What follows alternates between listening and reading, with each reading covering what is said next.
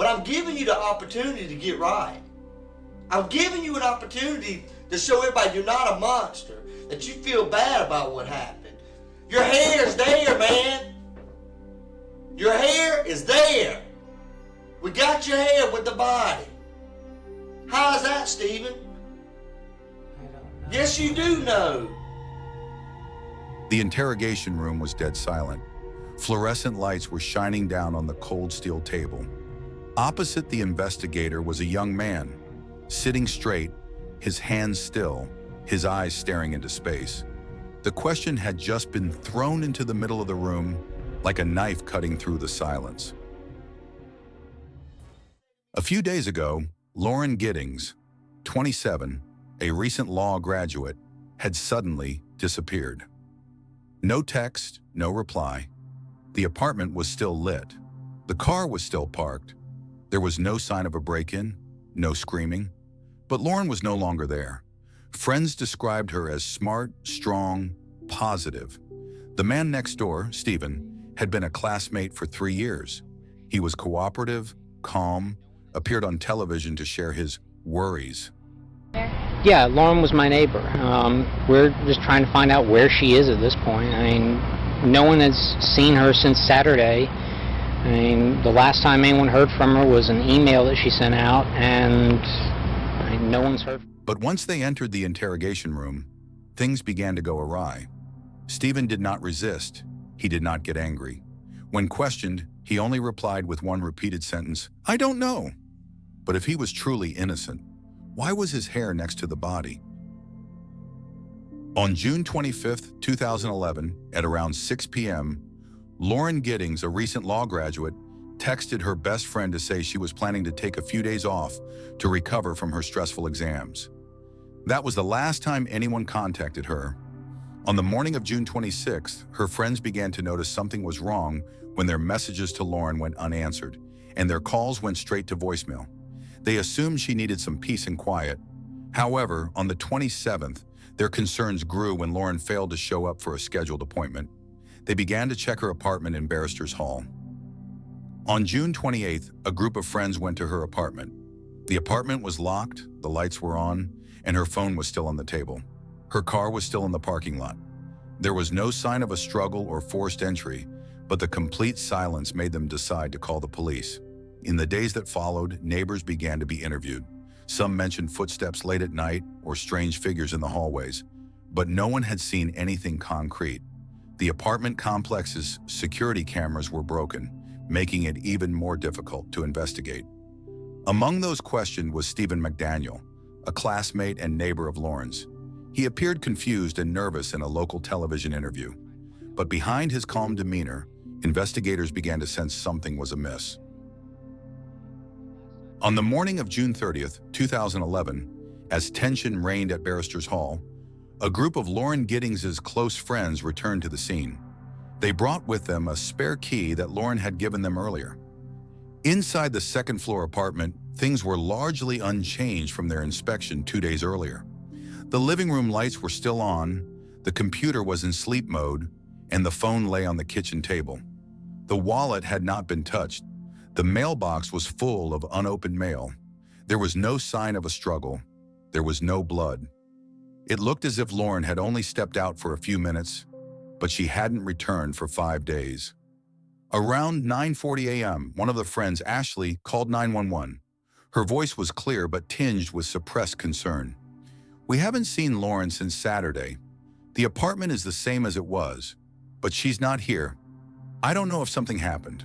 Macon police arrived on the scene less than 30 minutes later. They surveyed the apartment complex, starting with Lauren's room. The door showed no signs of being forced. The locks were intact. No furniture had been broken into or taken. The room was strangely neat, one officer noted. Even the desk and bed were neatly arranged, as if untouched. As they moved toward the back of the building, one of the officers noticed a strange odor around the communal trash bin. A faint odor, not too overt, but one that had lingered for days without anyone noticing. However, to ensure the process, they needed a search warrant before they could open each box for inspection. In the meantime, the area was cordoned off. At the same time, witnesses were summoned for preliminary questioning. One of the first to be called was Stephen McDaniel, Lauren's next-door neighbor and classmate. He said he had heard nothing unusual on the night of the 25th and claimed he had been home all evening. His answers were brief, almost memorized. However, when the police checked the information from Lauren's friends, they discovered something strange. She had said that she had felt like she was being followed in her final days, though they did not know by whom. The detail was initially dismissed as a worry after exams, but now it became a significant piece of the puzzle. At the time, no one expected that the first statement, brief, cold, would be the clue that set things on a new course. On the afternoon of June 30th, after obtaining a search warrant, the forensic team conducted a thorough search of the trash area and the victim's apartment. In the trash bag containing the body, they found long blonde hair, a piece of fabric, and a layer of glued plastic, all sealed as evidence. The autopsy took place on July 1st. Lauren was determined to have died from strangulation, with no signs of a struggle. Marks around the neck were clearly visible, with no bone damage, indicating that the victim was attacked suddenly or was unable to fight back. The estimated time of death was between the night of June 25th and the early morning of June 26th. A notable detail was the scratch on the left wrist, Lauren's non-dominant hand, in the opposite direction of a normal self-defense reaction. This led experts to suspect that the victim was completely overpowered before death. In addition, the fingernails were intact, with no traces of a stranger's DNA under the nails. When they searched the apartment again, they found a piece of a pink glove under the sink, not Lauren's.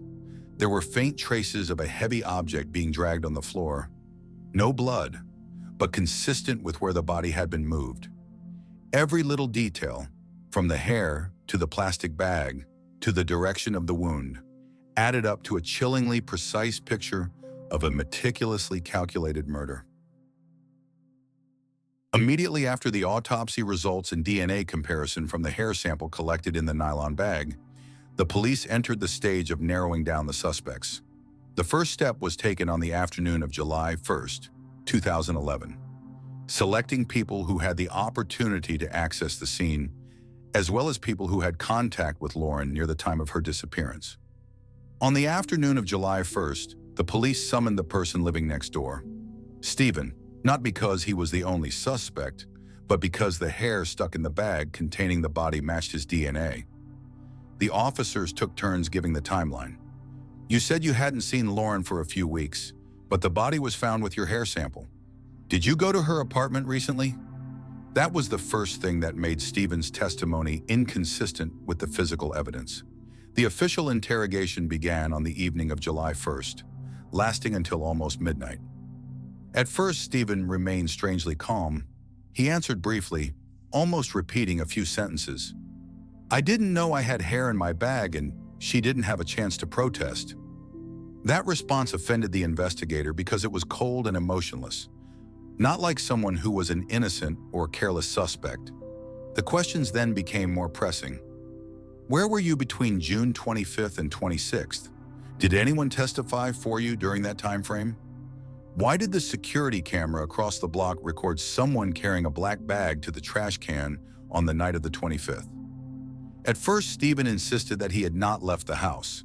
However, when the investigator referred to the video from the opposite camera, although it was broken earlier, but the recording margin was automatically saved, they discovered a figure carrying a bag walking into the hallway at 10:47 p.m. on June 25th, right around the time of Lauren's death. This person was tall like Stephen, holding a dark bag in his right hand. At this point, the initial testimony began to contradict. He could not have been slept at home at the same time, but appeared on the hallway camera with a bag suspected to contain a body. When asked directly, "So where did you go?" Stephen was silent for a few seconds. His eyes were cloudy. In the subsequent interviews, July 2nd and 3rd, the investigators used circumstantial evidence as a trap.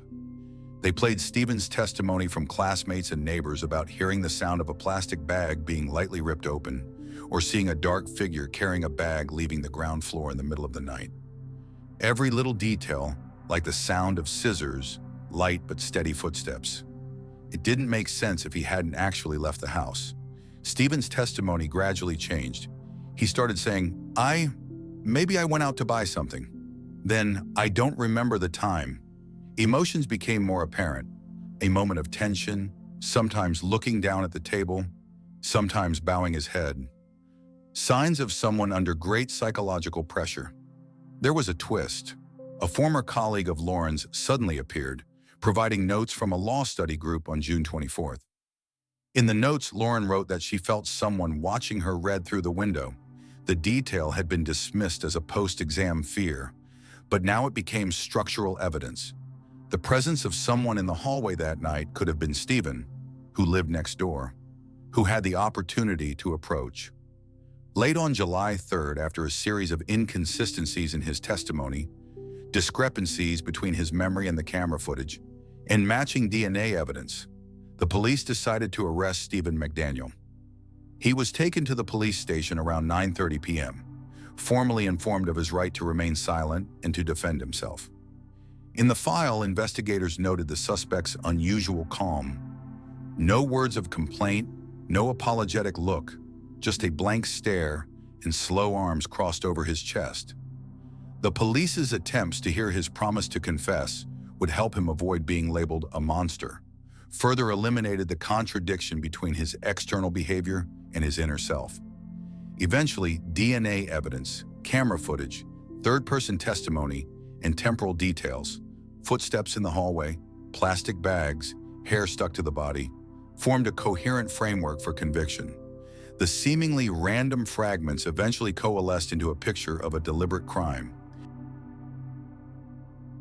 In the spring of 2014, Stephen McDaniel formally bowed his head and pleaded guilty to the first-degree murder of Lauren Giddings, a conclusion that seemed clear, but in reality took many unexpected turns. A few months earlier, McDaniel had tried to deny the plea agreement, citing the unfairness of the prosecution, but eventually he changed his stance and agreed to admit to the murder of his classmate. The hearing took place in a tense silence in the courtroom. McDaniel at one point refused to sign the agreement at the last minute, surprising many and causing concern that the case would continue to drag on. Prosecutor David Cook, however, stuck to his guns, presenting a carefully strung-out array of evidence, from a DNA-matched hair sample, a saw purchased at the Royal Arms, a hallway video of Lauren being followed, and even location data from McDaniel's phone, all consistent with his subsequent confession. Meanwhile, the defense tried to prove that McDaniel had signs of mental instability, had lived a reclusive life, and should be considered mitigating factors, and even pointed out some irregularities in the apartment search, arguing that the initial legal procedure was not convincing enough. But amid those arguments, a surprising twist occurred. A former classmate of the victim took the stand, bursting into tears as he recounted seeing McDaniel standing quietly in the hallway near Lauren's apartment one evening. The feeling of being watched that Lauren had previously shared, dismissed as a vague worry, now became the key to holding the psychological pieces together in the case. Finally, on April 21, 2014, Stephen McDaniel was sentenced to a minimum of 30 years to life in prison, with the possibility of parole after 2041 for good behavior. The sentence did not necessarily ease the pain of the victim's family. They said they would only agree to drop the civil lawsuit if McDaniel gave a truthful and verifiable account, something they doubted had ever happened. The public, meanwhile, reacted strongly. Many felt that granting parole after 30 years was too lenient for such a crime. In the years that followed, McDaniel filed multiple appeals on the grounds of procedural irregularities, but all were dismissed for lack of evidence or the statute of limitations. The name Stephen McDaniel still pops up occasionally in appeals files as a reminder of a trial that shook Georgia and as an open question, was justice ever truly done? But is McDaniel's prolonged silence a sign of remorse or just the wordless void of a twisted mind? Lauren Giddings passed away at the age of 27, taking with her unfinished dreams and a future that could have been bright. She was not only an excellent law student who had just finished her studies, but also a strong-willed woman who always believed in justice and wanted to become a defender of what was right. However, cruelly, she herself became the victim of a brutal case. And the perpetrator was someone who studied with her, lived next door, and shared a wall so fragile that no one expected it. Lauren's family not only lost a loved one, they also lost their belief in the feeling of safety in everyday life. A polite neighbor, a quiet classmate, a seemingly harmless person were the ones who took her life. That makes us wonder, how many relationships are hiding instability that we have never realized? The case also raises many painful questions. If there were no security cameras capturing the shadowy figure, if there were no DNA matching technology, would the perpetrator have been brought to light? Forensics, cameras, and digital investigation have become indispensable nets in the journey to find justice. Although McDaniel has been convicted, the pain that the Giddings family has suffered will never be erased, and society continues to debate, is a 30-year sentence enough for a plan to take a life that was secretly nurtured? We cannot turn back time, but we can learn from this tragedy to be more vigilant about things that seem familiar and to believe more in the power of truth.